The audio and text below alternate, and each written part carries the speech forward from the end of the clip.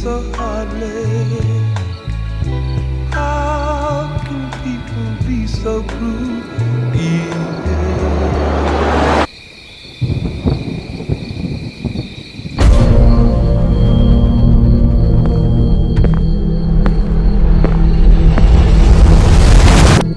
നമുക്ക് പോയാലോ? ഒരുപാട് ലേറ്റായി. കുറച്ചേരം ഇവിടെ ഇപ്പം ആരുമില്ല, എല്ലാവരും പോയി. കുറച്ചേരം കൂടെ.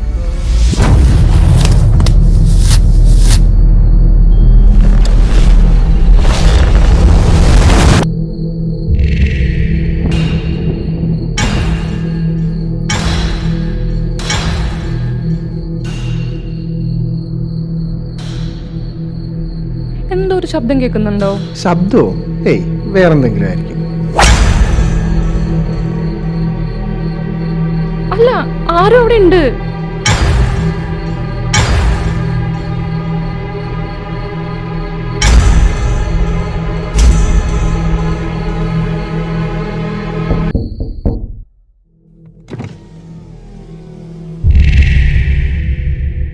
ലവേഴ്സ് ആണോ?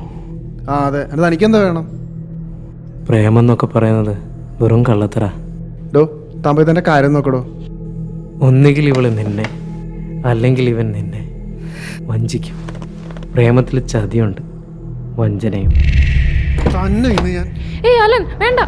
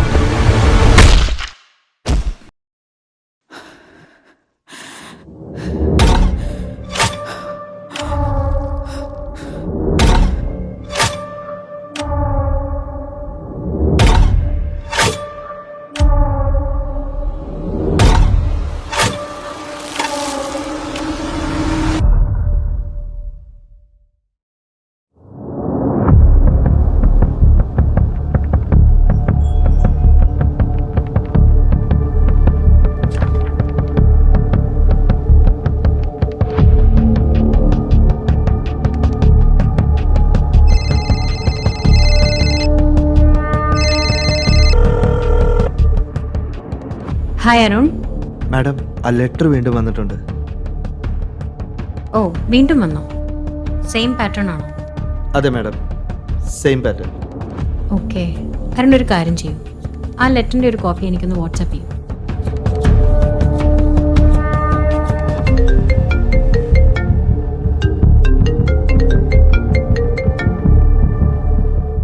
ഹലോ ദേവിക. സർ, അടുത്ത കൊലപാതകം ഒരാഴ്ചക്കുള്ളിൽ നടക്കും. വാട്ട്? വീണ്ടും ഒരു ലെറ്റർ വന്നിട്ടുണ്ട്, സെയിം പാറ്റേൺ. അപ്പോ മുൻപ് നടന്ന കൊലപാതകങ്ങളിലൊന്നും ഈ പാറ്റേൺ ആരും ശ്രദ്ധിച്ചില്ലേ? ഇല്ല സർ, പല സ്റ്റേഷനിൽ പല സമയത്ത് നടന്നതുകൊണ്ട് തന്നെ ആരും ഇത് ശ്രദ്ധിച്ചിട്ടില്ല.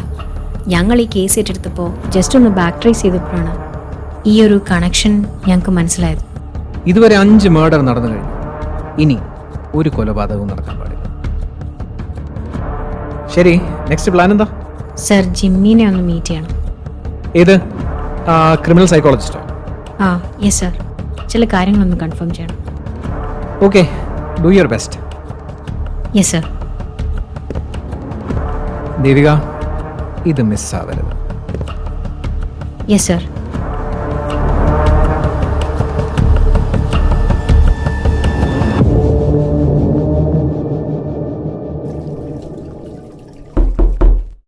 ആ വരൂ വരൂ, ഇരിക്കൂ.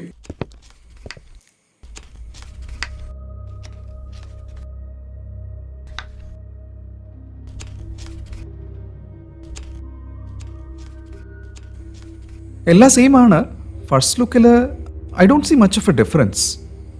പോലീസിനെ ചലഞ്ച് ചെയ്യാനായിരിക്കും ഇങ്ങനെ അയക്കുന്നത്. ജിമ്മി, ഒരു ലീഡ് കിട്ടിയിട്ടുണ്ട്. അരുൺ, ആ ഡോളിന്റെ കാര്യം കൂടി ഒന്ന് പറയാമോ? ആ യെസ്, 2 ദിവസം മുന്നേ എൻ്റെ മോള് ആമസോണിൽ നിന്ന് ഒരു ടോയ് ഓർഡർ ചെയ്യണമെന്ന് പറഞ്ഞു വന്നായിരുന്നു.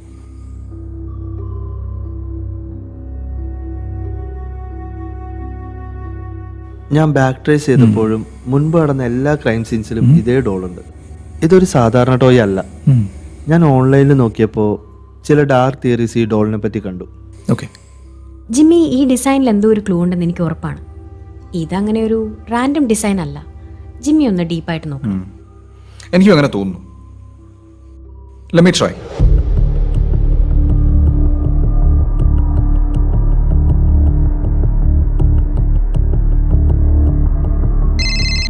അരുൺ, മാഡം, ഹോൾസെയിൽ സപ്ലൈസിനെല്ലാം നമ്മൾ ചെക്ക് ചെയ്തായിരുന്നു.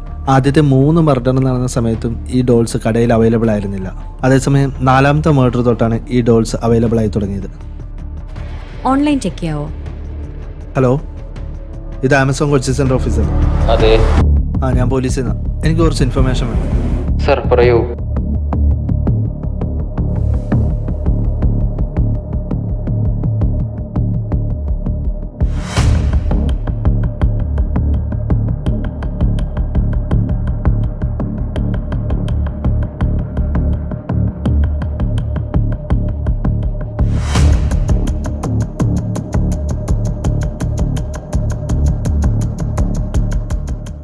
പോലീസിൽ നിന്നോ?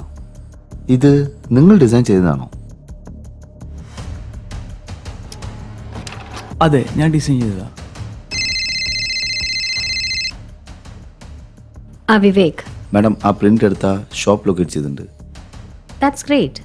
അയാൾ മാസ്ക് വെച്ചിട്ടുണ്ടായിരുന്നു, അതുകൊണ്ട് മുഖം കണ്ടില്ല, ഫോൺ നമ്പറും ഇല്ല.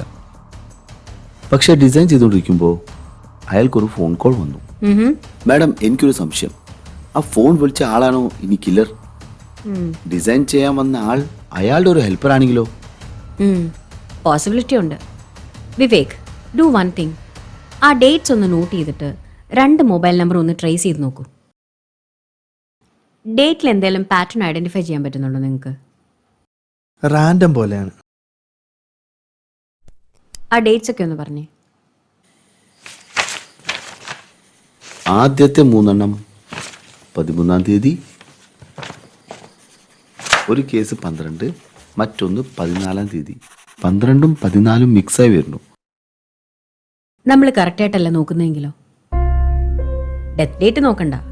അപ്പോൾ പിന്നെ അറ്റാക്ക് നടന്ന സമയം നോക്കും. 13th ഏർലി മോർണിംഗ് അല്ലെങ്കിൽ 12th മിഡ് നൈറ്റ്. എല്ലാം 13-നെ ചുറ്റിപ്പറ്റി. പക്ഷെ റിപ്പോർട്ടിൽ 12ഉം 14ഉം ഉണ്ട്. നമുക്കിങ്ങനെ ആലോചിക്കാം. ആദ്യത്തെ അടിയിൽ ഇൻസ്റ്റൻ്റായി മരിച്ചവർ, അവരുടേത് 12 ആയിരിക്കും. മിഡ് നൈറ്റിൽ മരിച്ചവർ, അവരുടേത് 13-ാം തീയതി. പിന്നീട് മരിച്ചവർ, അവരുടേത് 14-ാം തീയതി. അതായത് അറ്റാക്ക് നടന്നത് പല ഡേറ്റിലായിരിക്കാം. പക്ഷേ കൈയുടെ ഞരമ്പ് നൈഫ് കൊണ്ട് മുറിച്ചത് 13-ാം തീയതിയാണ്. ഈ 13കളെല്ലാം വരുന്നത് വെള്ളിയാഴ്ചയാണ്.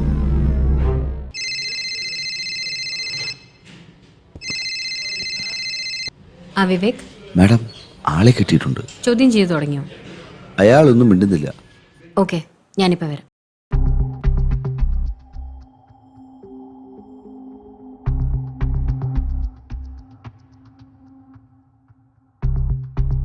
അന്ന് DTP ഷോപ്പിലേക്ക് കോൾ ചെയ്ത് താനല്ലേ? ചോദിച്ചത് കേട്ടില്ലേ? അതെ സർ. എന്താ ഇയാളുടെ ജോലി? ഞാൻ ആമസോൺ ഡെലിവറി ബോയ് ആണ് സാർ. Delivery boy? അന്ന് ഫോൺ ചെയ്ത ആളെ നിങ്ങൾ കണ്ടിട്ടുണ്ടോ? കണ്ടിട്ടുണ്ട് സർ. എങ്ങനെ? എവിടെ വെച്ച്? പാർസൽ ഡെലിവറി ചെയ്യുന്ന സമയത്താണ് കണ്ടത്. അഡ്രസ്സ് ക്ലിയർ ആയിരുന്നില്ല, അതിനുവേണ്ടി കോൾ ചെയ്തതാ. താൻ എവിടെയാണ് ഡെലിവറി ചെയ്തത്? അയാൾ ഡെലിവറി സെൻറ്ററിൽ വന്ന് കളക്ട് ചെയ്തു. പാർസലിൽ എന്തായിരുന്നു ഓർമ്മയുണ്ടോ? എന്തോ ഒരു ചെറിയ പാക്കറ്റായിരുന്നു. അയാളുടെ മുഖം ഓർമ്മയുണ്ടോ? ഇല്ല, അയാൾ മാസ്ക് വെച്ചിട്ടുണ്ടായിരുന്നു. അന്ന് വിളിച്ച ഫോൺ നമ്പർ ഓർമ്മയുണ്ടോ? ഒന്ന് നോക്കണം സാർ. വിവേക്, ഡിസൈനർ ഷോപ്പിൽ കണ്ട ആളുടെ നമ്പർ നമ്മൾ ട്രേസ് ചെയ്തായിരുന്നു. യെസ് സാർ, ഇതാണ് ആ number. Same number. Did we get more details? മരിച്ച ഒരാളുടെ പേരിലാണ് സിം.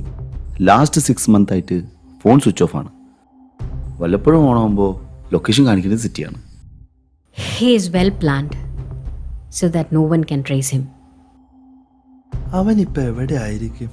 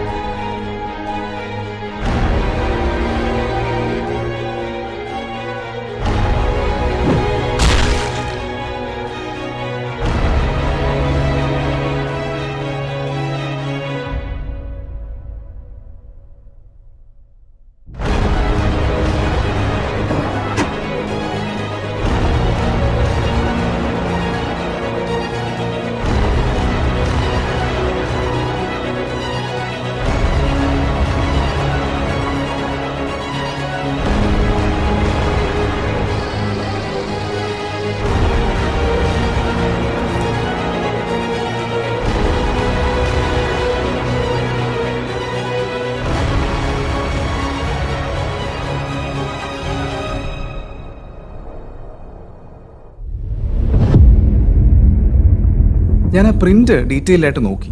ആൻഡ് നമ്മുടെ കില്ലർ അതിലൊരു ക്ലൂ ഒളിപ്പിച്ച് വെച്ചിട്ടുണ്ട്. And let me tell you, this is tricky. C, normally നമ്മളെല്ലാവരും ഈ ഒരു പാറ്റേൺ ഡീകോഡ് ചെയ്യാൻ ശ്രമിക്കും. ആൻഡ് കില്ലറിന് വേണ്ടത് അത് തന്നെയാണ്. A classic case of deflection and miss direction. And the clue is on the other side. But ഇതിലൊന്നും കാണുന്നില്ലല്ലോ. കാണില്ല, കാണാൻ പാടില്ല. നോർമൽ ലൈറ്റിൽ നമുക്കിത് കാണാൻ കഴിയില്ല.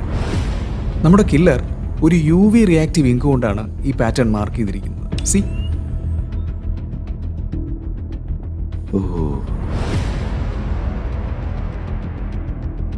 നമുക്ക് കിട്ടിയ എല്ലാ പ്രിന്റിലും ഇതുപോലത്തെ മാർക്കിങ്സ് ഉണ്ട്. Let me show you. C, but ഈ പിക്ചറിന്റെ മീനിങ് എന്താ? നമ്മുടെ കേസിനെ ഹെൽപ്പ് ചെയ്യുന്ന എന്ത് ക്ലൂ ഇതിലുള്ളത്? That's a key question. See, ഈ ഒരു ഡോട്ട് കണ്ടോ?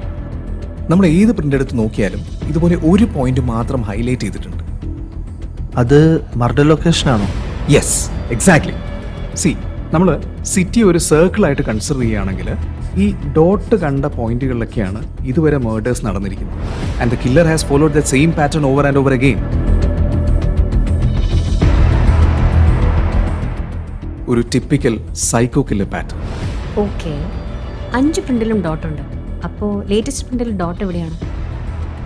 That's a problem. ലേറ്റസ്റ്റ് പ്രിന്റിൽ ഡോട്ടില്ല.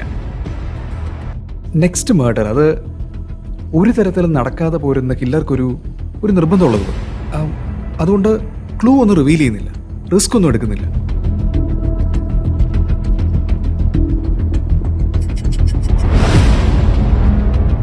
ഡോള്, പ്രിൻ്റ് ഷോപ്പ് എല്ലാം കണക്റ്റഡ് ആണ്. നമ്പർ ട്രേസ് ചെയ്തു, ഡീറ്റെയിൽസ് എല്ലാം മാച്ചാണ്. എങ്കിൽ പിന്നെ അവനെ നമുക്ക് അറസ്റ്റ് ചെയ്തുകൂടെ? നമ്മൾ അന്വേഷിക്കുന്ന ആള് അവൻ തന്നെയാണ്.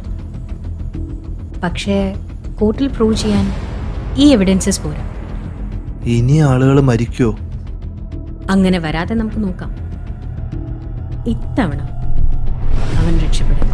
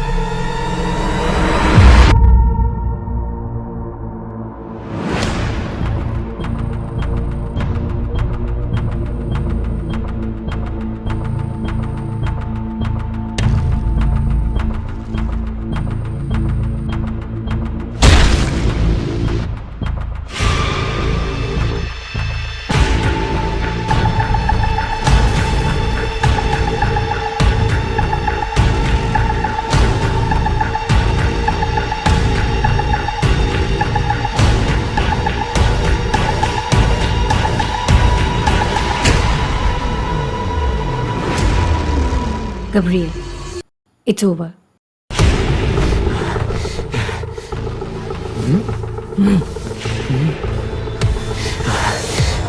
വിട് വിട്.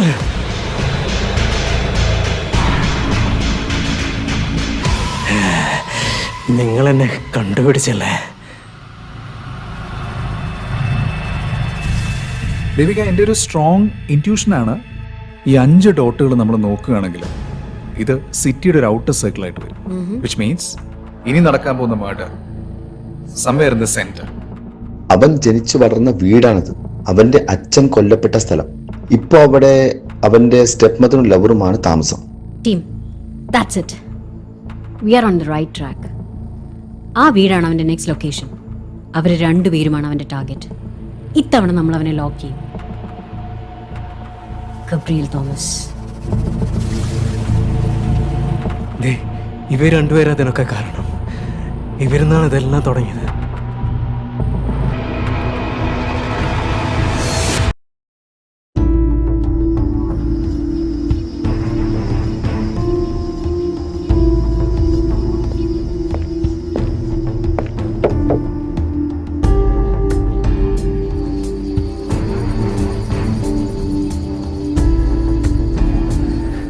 ഞാനൊരു ബോൺ ക്രിമിനലൊന്നല്ല. എൻ്റെ രണ്ടെണ്ണമേയും കാമുകനും കൊല്ലാനുള്ള പദ്ധതി പാളിപ്പോണ്ടിരിക്കാൻ വേണ്ടിയിട്ട് ഇതെല്ലാം എൻ്റെ പ്രാക്ടീസായിരുന്നു, സാക്രിഫൈസും. നീ എന്തിനാ മർഡർ ചെയ്യുന്നതിന് മുന്നേ പ്രിൻ്റ് എടുത്ത് സ്റ്റേഷനിലോട്ടേക്കുന്നത്? പോലീസിനെ വെല്ലുവിളിക്കാനാണോ? അതെ, ഹൈഡ് ചെയ്യാനല്ല, എല്ലാവരെയും വെല്ലുവിളിച്ചുകൊണ്ട് ചെയ്യാനാണ് എനിക്കിഷ്ടം. എൻ്റെ ഡാഡിയെ കൊന്നപ്പോൾ നിങ്ങൾ പോലീസ് നിയമമൊക്കെ എന്നെ സഹായിച്ചില്ല, അവരോട് നിന്ന്. കൊല്ലാൻ വേണ്ടി എപ്പോഴും 13-ാം തീയതി മാത്രം ചൂസ് ചെയ്യുന്നത് എന്തിനാണ്? എൻ്റെ ഡാഡിയെ കൊന്നത് ഒരു 13-ാം തീയതി ആയിരുന്നു, ഒരു ഫ്രൈഡേ. പ്രതി കുറ്റം ചെയ്തെന്ന് പ്രോസിക്യൂഷന് തെളിയിക്കാൻ കഴിഞ്ഞിട്ടുണ്ട്. 5 ദമ്പതികളെ പ്രതി ക്രൂരമായി കൊലപ്പെടുത്തിയെന്ന് കോടതിക്കും ബോധ്യപ്പെട്ടിട്ടുണ്ട്. അതോടൊപ്പം പ്രതി നിയമത്തെയും അന്വേഷണ സംവിധാനത്തെയും വെല്ലുവിളിച്ചിരിക്കുന്നു.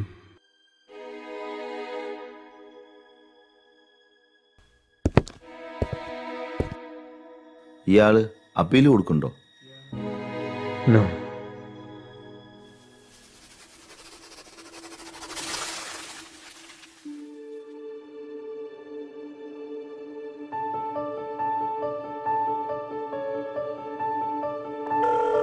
ദേവിക, ഹായ് ജിമ്മി, എവിടെയാണ്? കോഴിക്കോട് പുതിയൊരു കേസിലാണ്. ബിസിയാണല്ലോ. ആ, യൂഷ്വൽ. അവിടെയോ? ഞാൻ ട്രിവാൻഡ്രം പോകുന്നു. ന്യൂ കേസ്, ചാർജ് എടുക്കാൻ. Very good. അപ്പോൾ take care. You too. See you again.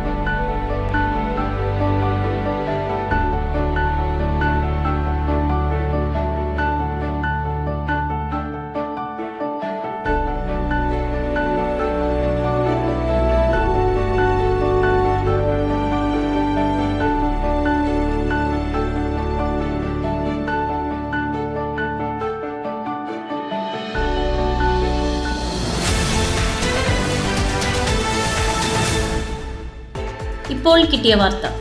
നഗരമധ്യത്തിൽ ഇരട്ട കൊലപാതകം. കൊച്ചി നഗരത്തിന്റെ ഹൃദയഭാഗത്തുള്ള ഇരുനില കെട്ടിടത്തിലാണ് മധ്യവയസ്കരായ ദമ്പതികളെ കൊല്ലപ്പെട്ട നിലയിൽ കണ്ടെത്തിയത്. വധശിക്ഷ കാത്തു ജയിലിൽ കഴിയുന്ന സീരിയൽ കില്ലർ ഗബ്രിയേൽ തോമസിന്റെ രണ്ടാനമ്മയും പങ്കാളിയുമാണ് കൊല്ലപ്പെട്ടത്. ഒരു മാസം മുൻപ് ഇതേ ദമ്പതികളെ കൊലപ്പെടുത്താൻ ശ്രമിക്കുമ്പോഴായിരുന്നു ഗബ്രിയേലിനെ ആ വീട്ടിൽ നിന്നും പോലീസ് സംഘം പിടികൂടിയത്. ഇതിന്റെ പിന്നിലെ ദുരൂഹത പോലീസ് അന്വേഷിച്ചു.